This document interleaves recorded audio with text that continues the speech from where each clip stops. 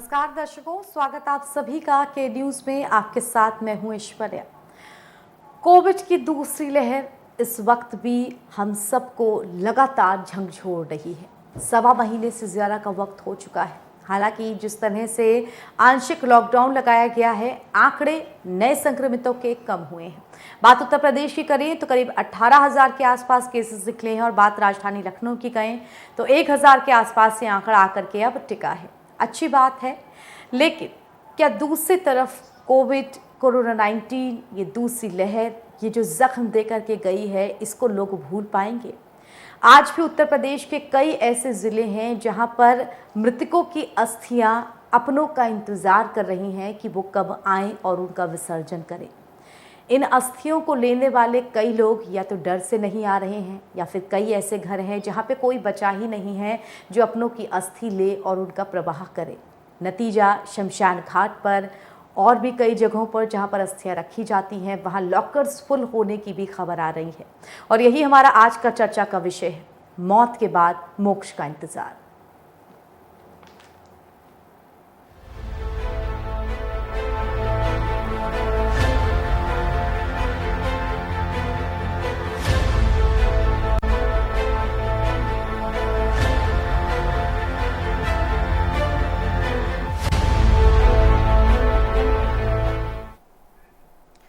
उत्तर प्रदेश के बरेली, फिरोजाबाद, नोएडा, अलीगढ़, गोरखपुर, कई जगह से ऐसी खबरें मिल रही हैं, ऐसी तस्वीरें सामने आ रही हैं कि शमशान घाट में पिछले 1 से सवा महीने में अंतिम संस्कार बहुत बड़ी संख्या में हुए।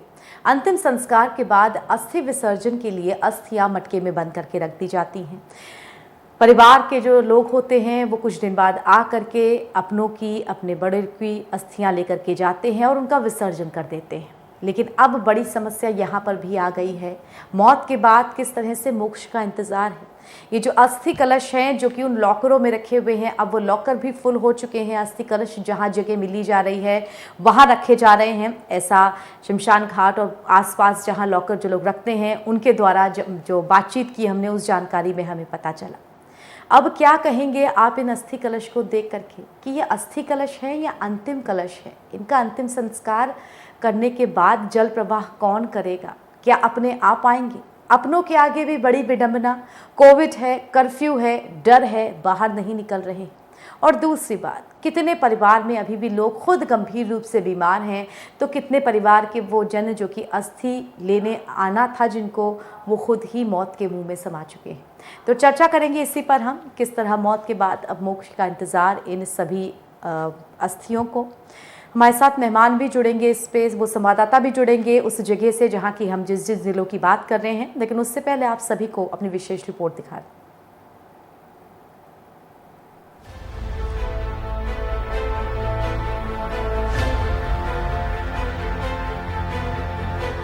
कोविड-19 की दूसरी लहर से उत्तर प्रदेश अब भी जूझ रहा है। हालांकि आंशिक लॉकडाउन लगने से नए संक्रमितों की संख्या में कमी आई है, मगर दूसरी तरफ मौतों का आंकड़ा बढ़ रहा है। उत्तर प्रदेश में पिछले 24 घंटे के दौरान 18,125 नए मरीजों की पुष्टि हुई, तो वहीं कोविड-19 संक्रमण से 329 लोगों की मौत हुई। राजधानी लखनऊ में भी नए केस की संख्या घटकर 1,000 के आसपास आ गई है। हालांकि महामारी से निपटने के लिए जंग जारी है, मगर कोरोना जो जख्म देकर गया है उससे लोग लंबे वक्त तक जूझेंगे। कोरोना ने हमें अपनों से दूर किया, बहुत दूर, इतना कि अब लोग राख बन चुके हैं, शरीर से भी डरने लगे हैं। ये डर उस राख से है जिससे कुछ समय पहले तक हमें अपनी परंपराओं और आस्थाओं के साथ जोड़ रखा था। इस डर ने उसे भी खत्म कर दिया। तभी तो शमशान घाटों पर अब लोग अपनों की अस्थियां लेने भी नहीं पहुंच रहे। पूरे उत्तर प्रदेश में ऐसे 3,000 से भी ज्यादा मामले हैं। इनमें कुछ ऐसी भी अस्थियां हैं जिन्हें लेने वाला कोई अब इस दुनिया में नहीं बचा। धार्मिक मान्यता है कि पितृपक्ष में तर्पण, श्राद्ध और अस्थि विसर्जन करने से पूर्वजों को मोक्ष मिलता है। लेकिन फिरोजाबाद की तस्वीर देखने के बाद यही लग रहा है कि महामारी से जान गंवाने वालों को अब मोक्ष मिलना भी आसान नहीं। यहाँ शमशान घाट में 350 से ज्यादा अस्थि कलश रखे गए हैं जिन्हें कोई लेने नहीं आ रहा। गौतम बुद्ध नगर यानी नोएडा के शवदाह गृह में भी अंतिम संस्कार के बाद लोग अस्थियां लेने नहीं पहुंच रहे। शवदाह गृह में अस्थियां रखने के लिए बड़े लॉकर भर गए हैं। अब बाकी लोगों की अस्थियां जहां जगह मिल रही वहीं रख दी जा रही हैं। इन तस्वीरों से अंदाजा लगा लीजिए कि हालात इस कदर बिगड़ चुके हैं कि उसकी भरपाई नहीं हो सकती। स्पेशल डेस्क के न्यूज इंडिया।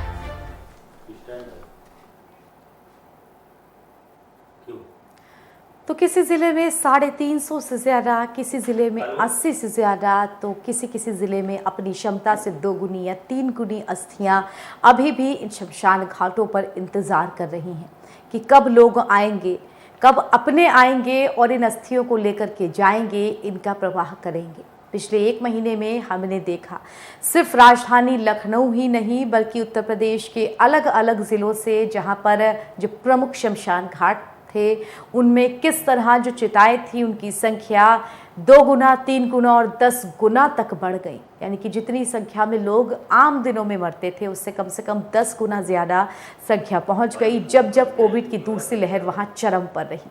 ऐसे में अंदाज़ा लगाइए कि अस्थि कलश भी कितने ज़्यादा होंगे।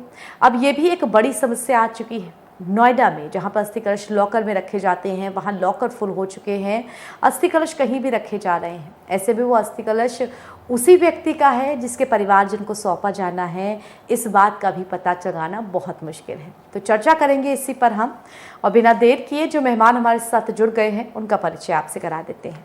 हमारे साथ सामाजिक कार्यकर्ता आलोक सोती जी जुड़े हुए हैं। आलोक जी, बहुत स्वागत है आपका। हमारे साथ हमारे संवाददाता शानू कुमार बरेली से जुड़े हुए हैं। बहुत स्वागत आपका शानू इस चर्चा में। और कानपुर से हमारे संवाददाता शैलराज हमारे साथ जुड़े हुए हैं। स्वागत शैलराज आपका। अपने संवाददाताओं से पहले संपर्क करते हैं, कानपुर चलना चाहेंगे। शैलराज जी, कानपुर में भी अस्थि कलश जो हैं वो बड़ी संख्या में रखे हुए हैं, लोग आ नहीं पा रहे हैं। वहाँ पे जब संपर्क किया तो अलग अलग वजह बताई गई। जाहिर सी बात है कोविड का भी डर है, लॉकडाउन का भी डर है, इस वक्त बहुत सारी समस्या हैं। क्या इस वक्त वहां पर हाल है शमशान घाट पर, क्या हाल है उन अस्थि कलशों का?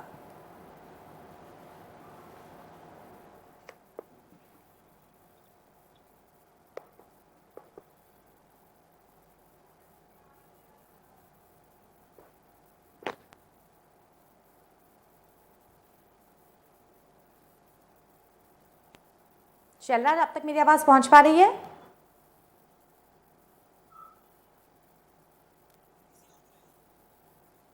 चलिए फिर से संपर्क करेंगे शैलराज से। फिलहाल अपने संवाददाता शानू के पास चलना चाहेंगे। शानू, इस वक्त बरेली के कैसे हालात हैं? वो तस्वीरें देखी हमने जब मटकी रस्सी से बंधी हुई है और बहुत सारी मटकियां वहाँ पे रखी हुई हैं। दूर से ही दिख जाता है कि ये अस्थियां हैं जो कि अपनों का इंतज़ार कर रही हैं कि वो आएँ और इनको जल प्रवाह करें, लेकिन अपने आ नहीं पा रहे हैं। बहुत बड़ी विडंबना है। क्या हालात वहाँ के? चाहूंगा, हमारे चैनल के माध्यम से एक रिपोर्ट भी दिखाई गई थी, उसमें बरेली की सबसे बड़ी सिटी शमशान भूमि का हाल दिखाया गया था कि वहां पर कोरोना काल से लगातार जो मौतों का आंकड़ा था वो कोरोना काल में भी बढ़ा और जो नॉर्मल स्थिति जो नॉर्मल तरीके से जो लोग खत्म होते हैं उनका भी आंकड़ा लगातार कोरोना काल में बढ़ता हुआ दिखाई दिया था, जिसके बाद वहां पर अस्थियों का ढेर लग गया। कहा जाए अपने हिंदू जो परंपरा है उसमें जिस दिन अंतिम संस्कार होता है उसके तीसरे दिन ही शमशान भूमि से अस्थियों को ले जाने की नियम बनाया गया है कि 3 दिन बाद अस्थियों को ले जाया जाए और वो उनके परिजन उसको जो है गंगा घाट पर विसर्जन कर दें, जिससे अस्थियों को मुक्ति मिल जाए, जिससे जो मृत आत्मा है उसको मुक्ति कहीं ना कहीं मिल जाती है। लेकिन बरेली की बात करें तो बरेली का आलम आपने देखा और हमारे दर्शकों को भी दिखाया गया कि किस तरीके से मटकियों में अस्थियां लटकी हुई हैं और जगह नहीं है अस्थि वहां पर जो उसका स्थान बना हुआ है जहां पर जो मटिया बनी हुई है जहां पर अस्थियां रखी जाती हैं अपने नाम से। लोगों के जो मृत होता है उनका परिजन होता है उनके नाम से अस्थियां रख दी जाती हैं, लेकिन अब रखने की तो जगह छोड़िए, वहां पर लटकाने तक की नौबत आ गई है। वहां पर रस्सियों में बंध के लटका दी गई है कि लोग आएंगे और अपनी अस्थियां लेकर के जाएंगे और उनको मुक्ति का द्वार दिलवाएंगे। लेकिन कहीं ना कहीं लोगों में ये डर है, ये कोरोना कह लीजिए, ये कोरोना ने एक ऐसी अपने परिजनों में एक ऐसी दूरी बना दी है कि लोग कोरोना के डर के मारे अस्थियां तक लेने नहीं आते कि उनकी मुक्ति अभी तक उन लोगों को नहीं मिल पाई है जिनकी कोरोना काल में मृत्यु हुई थी। लेकिन कहीं ना कहीं ये हिंदू दुख है, बहुत बड़ी विडंबना है, बहुत ज्यादा दुख है इस बात का। रोकना चाहूंगी आपको शानू। हमारे साथ आलोक सोती जी जुड़े हुए हैं। आलोक जी, क्या कहेंगे इससे आप? कितनी बड़ी विडंबना कि कोई इंसान मर के चला गया लेकिन उसकी जो अस्थियां हैं वो नदी में प्रवाहित नहीं हो पा रही हैं। कोविड चला जाएगा लेकिन कोविड जो ये दर्द, जो ये जख्म दे करके जाएगा, ये शायद भर नहीं पाएंगे बहुत लंबे वक्त तक।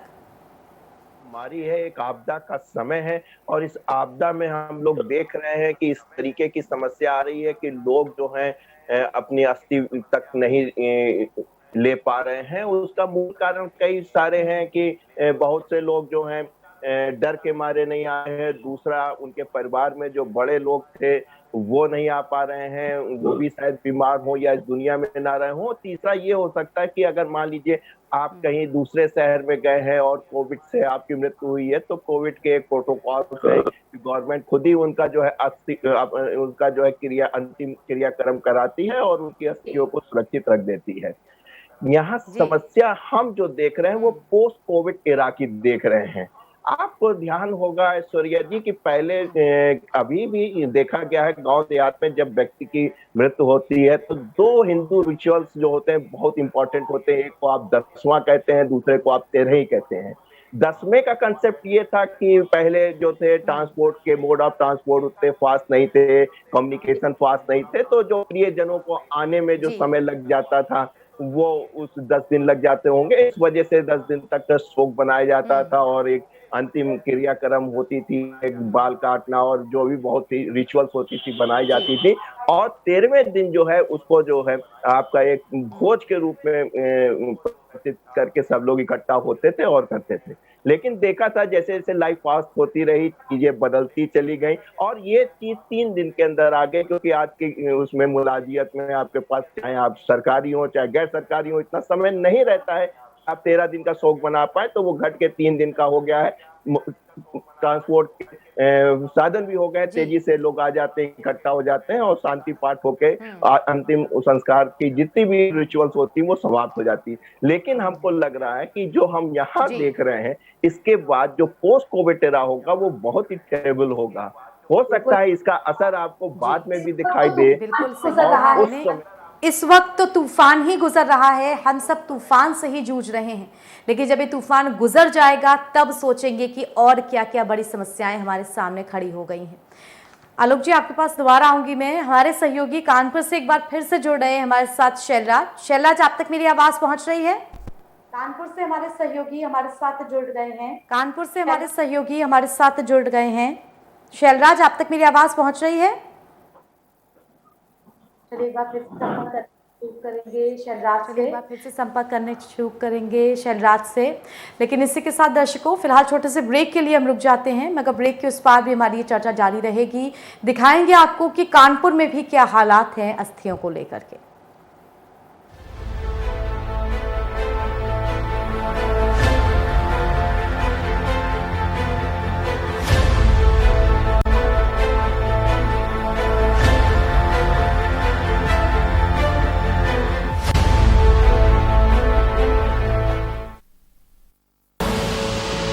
देख रहे हैं के न्यूज, खबरों का सारथी। अगर हमने पहले कुछ किया होता तो आज हमें इस स्थिति का सामना नहीं करना पड़ता।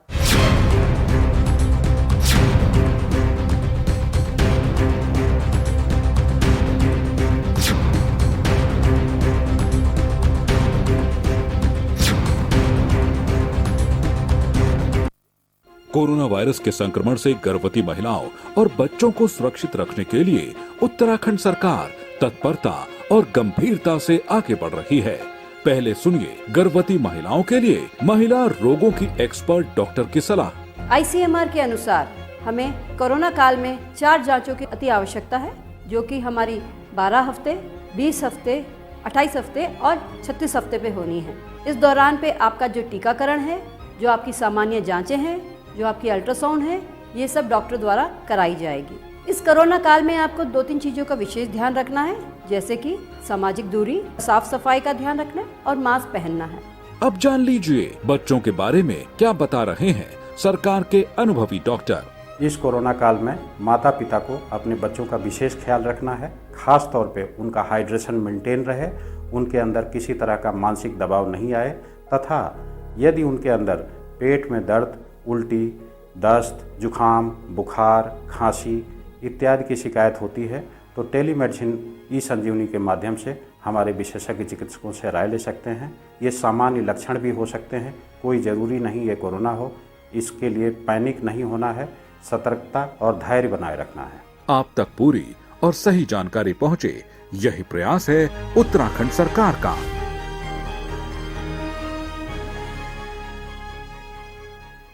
खुदी को आजमाया है तो ये अंदाज आया है, खुदी को आजमाया है तो ये अंदाज आया है। तुम में भी मैं हूं, शुद्ध प्लस पान मसाला। आप देख रहे हैं के न्यूज, खबरों का सारथी।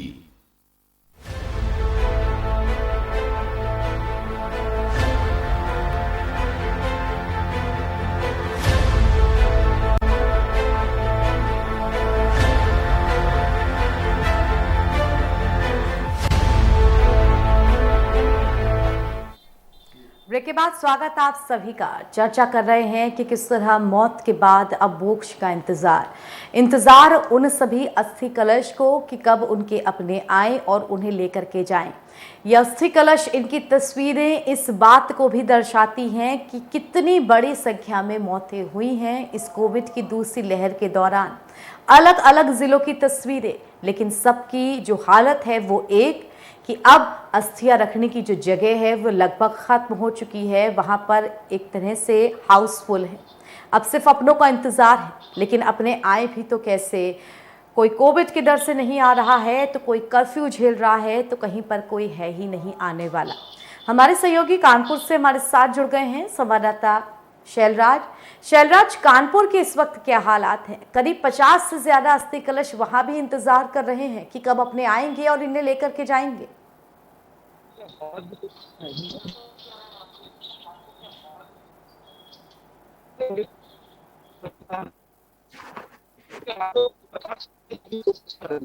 ऐसे में जब मौत के आंकड़े लगातार दिन पर दिन बढ़ रहे हैं और सरकार की तरफ से मौत के आंकड़ों में घेर बदल हो रहा है, में कैसे कोई परिवार शमशान घाट पर जाकर के मुक्तियां ढूंढेगा?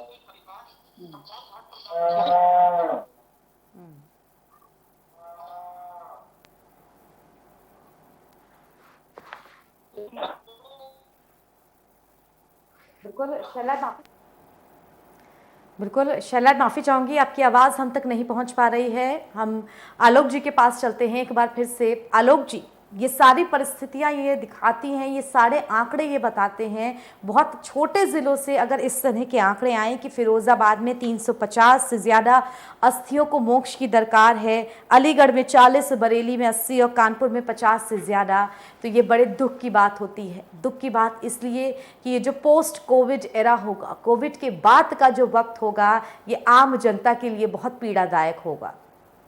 समस्या का हर समस्या का हल होता है, इसका भी हल होना चाहिए। नगर निगम को सामने आना चाहिए, जिला प्रशासन को सामने आना चाहिए। जब उसको अगर मालूम है कि कोई व्यक्ति यहाँ मृत्यु हुई है तो उसका नाम पता लगा के सरकार जिस तरीके से जो है अंतिम संस्कार करती है, उसी तरह सरकार की भी जिम्मेदारी होनी चाहिए कि जो अस्थियां हैं उसके घर तक, उसके गंतव्य तक पहुंचाई जाए। सरकार चाहे तो ये काम कर सकती है। जिला प्रशासन और जो नगर निगम है उसके पास सबके एड्रेस होते हैं, क्योंकि वो ग्रह कर लेता है। तो ये काम बहुत मुश्किल काम नहीं है कि अस्थियों को जो है नगर निगम के द्वारा या जिला प्रशासन के द्वारा उनके घर तक पहुंचाया ना जा सके। तो कोशिश करनी चाहिए, 100% नहीं तो कम से कम 70-80% अगर ऐसा हो जाता है तो बहुत अच्छी बात है। हमने देखा है कि बहुत से ऐसे एनजीओ लगे हैं जो अंतिम संस्कार के समय जो अंतिम संस्कार करने का भी कार्यक्रम करते हैं, और उनको भी अगर प्राथमिकता दी जाए तो वो भी जो है अस्थियां जो है उनके प्रियजनों तक पहुंचाने में सफल होंगे। जी, बिल्कुल ऐसी कोशिश, ऐसी पहल जरूर होनी चाहिए इस कोविड काल में। बरेली से हमारे सहयोगी शानू हमारे साथ जुड़ गए हैं, उनसे हाल जानते हैं। शानू, बरेली में क्या कोई ऐसी पहल हो रही है, क्या कोई ऐसी बात चल रही है कि ये अस्थियां पहुंचाई जाएंगी, या फिर अभी भी सिर्फ इंतजार हो रहा है कि हाँ शायद ये कोविड कुछ कम हो, लॉकडाउन की सख्तियां कुछ कम हो, अपनों में डर कम हो, तो वो खुद ही आए इन अस्थियों को लेने के लिए? जानकारी के मुताबिक बता दूं, बरेली का जो हाल है, बरेली में इस समय 80 नहीं है। 80 की जगह यहाँ पर आज की जो हमने रिपोर्ट देखी, वहाँ का जीरो ग्राउंड से जाके जायजा लिया वहां पर जानकारी ली तो वहां पर 200 से 250 की अस्थियां वहां पर पोटरियां बंधी हुई टंगी हैं, जिसके हालात काफी गंभीर हैं। मतलब आप देख सकते हैं, अगर इस आपदा में 200 से लेकर 250 तक की अस्थियां हैं तो एक भारी मात्रा वहां पर देखने को मिल रही है। बात करें कोई पहल की, तो यहाँ पर अभी बरेली में ऐसी कोई भी पहल, कोई भी संस्था, कोई भी ऐसा जिला प्रशासन की तरफ से ऐसा कार्य नहीं किया जा रहा है कि अस्थियों को ले जा करके उनको सहराया जाए। लेकिन हाँ, इसमें एक अहम बात ये भी है, जो शमशान भूमि है, संस्थान है, शमशान भूमि का जो संगठन है, उनकी तरफ से ये पहल जरूर शुरू हो गई है, जो काफी दिन हो जाते हैं। अगर मान लीजिए किसी का अंतिम संस्कार हुआ है, उसको 20 दिन से ऊपर हो जाते हैं, तो 20 दिन के बाद वो सारी की सारी अस्थियां इकट्ठी करके एक बोरे में इकट्ठी करके उनको बड़े कचला घाट पर वहां पर सरा किए जाते हैं, जिससे उन अस्थियों को मुक्ति मिल जाती है। तो कहीं ना कहीं मेन बात आती है कि सिर्फ और सिर्फ हिंदू धर्म की जो बात आती है, सिर्फ अस्थियों को मुक्ति मिल जाए। अगर परिवारजनों से मुक्ति मिल जाए तो एक बहुत अच्छी बात होती है, लेकिन अगर परिवारजन नहीं पहुंच पा रहे हैं तो कैसे ना कैसे उनको मुक्ति दिलाना भी बहुत अति आवश्यक है। इसीलिए संस्थान भूमि का जो संगठन है, उन्होंने ये नियम चालू कर दिया है कि अगर 20 दिन से ऊपर हो जाते हैं तो वहां पर वो सभी अस्थियों को इकट्ठा करके कचला घाट पर विसर्जन कर देते हैं। जी, धन्यवाद शानू। बिल्कुल, बहुत धन्यवाद शानू आपका हमारे साथ जुड़ने के लिए इस चर्चा में। आलोक जी, आपका भी बहुत धन्यवाद हमारे साथ जुड़ने के लिए। और इसी के साथ दर्शकों, फिलहाल के लिए मुझे इजाजत दीजिए। देश दुनिया की तमाम खबरों के लिए के न्यूज़ के साथ जुड़े रहिए। धन्यवाद।